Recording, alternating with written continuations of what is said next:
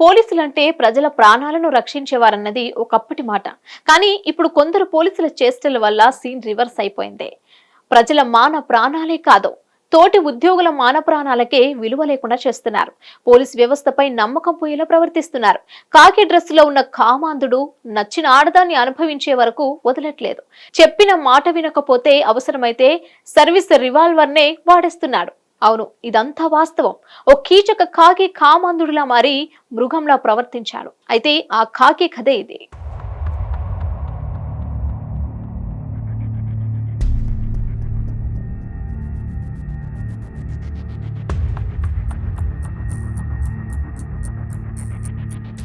ప్రభుత్వ అధికారి అని తనను ఎవరూ ఏమనలేరన్న అహంతో రెచ్చిపోయాడు. అయితే ఆ ఎస్ఐ కన్ను తోటి ఉద్యోగినిపై పడిందే. హెడ్ కానిస్టేబుల్ ను తన కోరిక తీర్చాలని వేధించాడు. ఒప్పుకోలేదని సర్వీస్ రివాల్వర్ తో బెదిరించాడు. 2 సార్లు అఘాయిత్యానికి పాల్పడ్డాడు.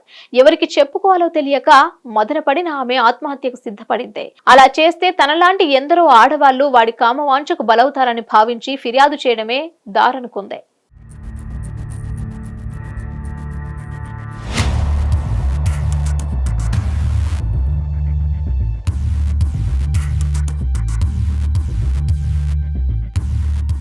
ఆమె ఫిర్యాదు మేరకు భూపాలపల్లి జిల్లాలో కీచక ఎస్ఐ వ్యవహారం వెలుగులోకి వచ్చింది.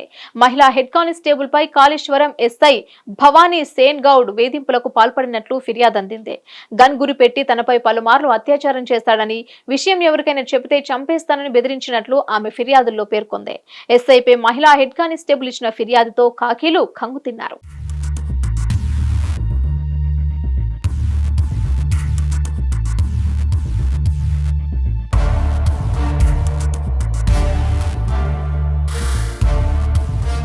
బాధితురాలు ఫిర్యాదుతో ఎస్ఐని పోలీసులు అదుపులోకి తీసుకున్నారు. ఎస్ఐ దగ్గర నుంచి సర్వీస్ రివాల్వర్ ను స్వాధీనం చేసుకున్నారు.